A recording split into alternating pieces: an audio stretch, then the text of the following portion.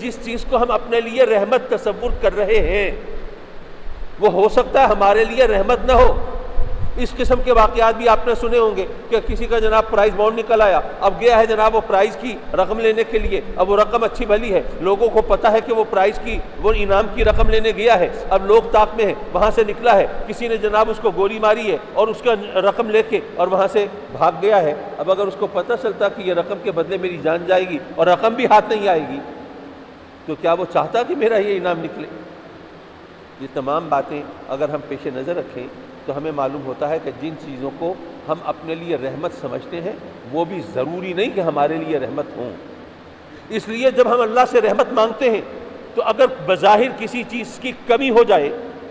تو اس پر بھی ہمیں رب کی بارگاہ میں شکایتوں کے دفتر نہیں کھولنے چاہیے، کیا پتہ یہ کمی بھی ہمارے لیے اس کی رحمت کا انداز ہو۔ حضرات مکرم، بعض اوقات ایسا ہوتا ہے کہ آدمی کو دولت ملی ہے، دولت کی فراوانی میں وہ اس نے اپنے رب کو بھلا دیا ہے، گناہ کی راہوں پہ چل پڑا ہے اور اس نے اپنے نامہ اعمال کو سیاہ کرنا شروع کر دیا ہے، حالانکہ اگر اس کو وہ دولت نہ ملی ہوتی وہ نمازیں بھی پڑھتا، روزے بھی رکھتا، رب سے لو بھی لگاتا اور عزت سے زندگی گزار کر دنیا سے رخصت ہو جاتا، لیکن اب جو اس کو مال دولت ملا وہ تو اپنے لیے وہ اس اپنی رحمت ہی سمجھ رہا ہوگا کہ جناب یہ میرے لیے اللہ کی رحمت ہے، دیکھو میں عالی شان مکان میں فروکش ہوں، میرے لیے ضرورت زندگی کی ہر چیز موجود ہے اور میری اولاد بھی وہ عیش و عشرت کی زندگی گزار رہی ہے، لیکن تمام چیزیں ہماری نگاہوں کے سامنے نہیں، اس لیے ہم نہیں جانتے کہ ہمارے لیے کیا رحمت ہے۔ اس لیے رب کائنات نے اپنے محبوب علیہ الصلوۃ والسلام کو مجسم رحمت بنا کر ہمارے سامنے رکھا اور ہمیں بتایا کہ اے میرے بندو، میرا محبوب تمام کائنات کے لیے رحمت ہے۔ اگر میرا محبوب یہ فرماتا ہے کہ میرا جو فقر ہے وہ میرے لیے فخر کا سبب ہے، میرا فقر وہ فخر کا باعث ہے، تو تم فقیروں کو کبھی حقارت سے مت دیکھنا، کیا پتہ کس کے لیے یہ اللہ کی رحمت کا سبب ہو، اللہ کی انعام و اکرام کا باعث ہو۔ حضور علیہ الصلوۃ والسلام کی ذات کو رب کائنات نے تمام جہانوں کے لیے رحمت بنایا، اور یہاں پر اس سوال کا جواب بھی ملا کہ جی جانداروں کے لیے تو رحمت سمجھ میں آتی ہے، بے جانوں کے لیے سمجھ میں نہیں آتی۔ بھئی ہمیں تو جانداروں کے لیے بھی صحیح نہیں پتا کیا چیز حقیقتاً رحمت ہے۔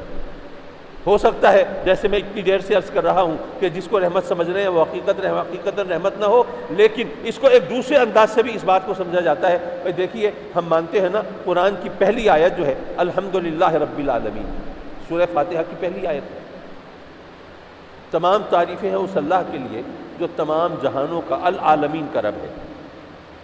رب کائنات نے اپنے محبوب علیہ الصلوۃ والسلام کو العالمین کے لیے رحمت بنایا، اور اسی العالمین کا رب وہ رب کائنات ہے۔ رب کسے کہتے ہیں؟ پالنے والے۔ تو پتہ یہ چلا کہ رب کائنات کائنات کی ہر چیز کے لیے جو اس کی ضرورت کی چیزیں ہیں وہ عطا فرماتا ہے۔ آپ دیکھیے انسان پیدا بعد میں ہوتا ہے، اس کی ضرورت کی جو چیزیں ہیں وہ رب کائنات نے پہلے تخلیق فرما دی ہیں، ایک دنیا پہلے بنا دی ہے، زمین کا فرش پہلے بچھا دیا ہے، یہاں پر ہوا پانی خوراک اجناس و اسمار یہ تمام چیزیں پہلے تخلیق فرما دی ہیں، انسان کی ضرورتیں پہلے عطا کر دی ہیں، انسان کو بعد میں بھیجا ہے۔ یہ پرورش کا، یہ پالنے کا انداز ہے۔ رب کائنات تمام کائنات کا پالنے والا۔ اب جو جاندار ہیں ان کے لیے تو پالنے کا مفہوم سمجھ میں آتا ہے، لیکن کوئی بے جان چیز ہے، پتھر کا ٹکڑا ہے، اس کی پرورش کا کوئی خیال آپ کے ذہن میں آتا ہے؟ اس کو کیسے پالا جائے گا، پرورش کیسے کی جائے گی؟ وہ تصور ہمارا ذہن قبول نہیں کرتا،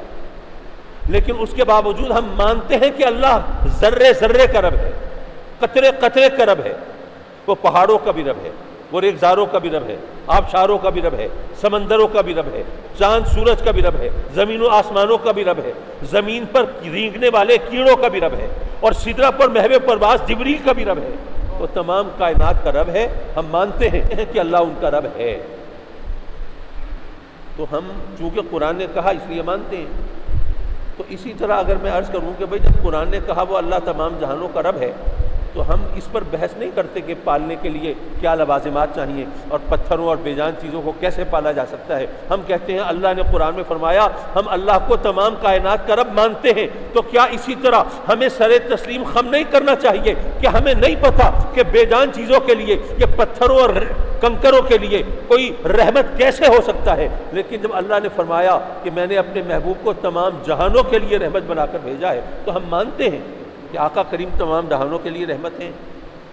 ہمیں یہاں سر تسلیم کو خم کرنا ہے، ہمیں ماننا ہے۔ حضرات مکرم، اگر رحمت کے مفہوم کو ہم اپنے طور پر ذرا اجاگر کرنا چاہیں تو میں عرض کروں گا کہ ہمارے لیے رحمت تو یہ ہے کہ وہ جو ہمارا رب ہے اگر ہم نے اس سے لو لگائی ہے، اگر ہمارا اس پہ ایمان ہے، اس کی رحمت پر بھی ایمان ہے، تو ہم یہ دیکھتے ہیں کہ ایک بچہ ہے، اگر وہ ذرا تکلیف میں ہو تو ہم اس کی تکلیف کو کس شدت سے محسوس کرتے ہیں، اپنی تکلیف کو بھول جاتے ہیں اپنے بچے کی تکلیف کے آگے۔ ایسا ہے نا؟